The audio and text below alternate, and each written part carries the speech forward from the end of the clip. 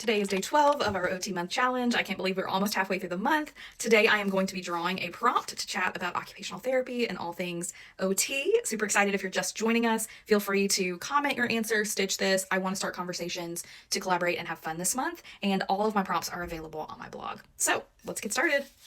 Let's see what I draw today. The work you do before a session starts.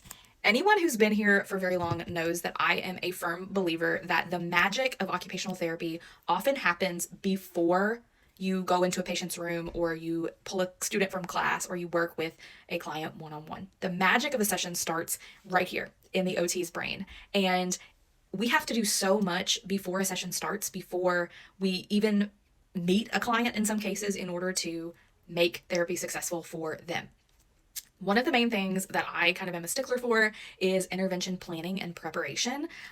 We do an evaluation with our clients before we do any sort of treatment or intervention. That looks different across settings, so feel free to look at that on your own time. But there are a million different ways that we evaluate a client. We develop goals for them, and then when we start working with them in therapy, we're working towards the goals that we developed in the evaluation. So that's kind of the progression for how things starts. But for me, just in a day-to-day, as I'm preparing for therapy, I always go back to client goals. I like to look at what we're doing, what we need to work on. Maybe we've already taken data or evaluated a certain goal. Maybe we've met a goal. We don't need to work on that anymore. So I like to kind of hone in on what the point of the session should be. Is it fine motor skills? Is it sensory processing? Is it executive functioning? Like, where are we going for the session? And then I like to look at the client themselves. And this is where a therapeutic relationship, rapport building is super important, because the goal is one thing, but we have to motivate our client to participate.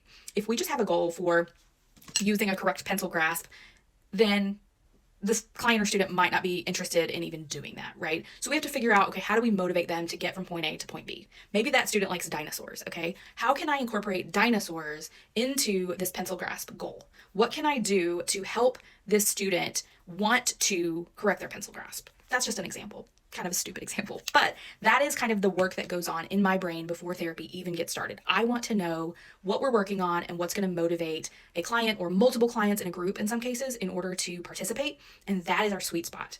That is where we're going to find success.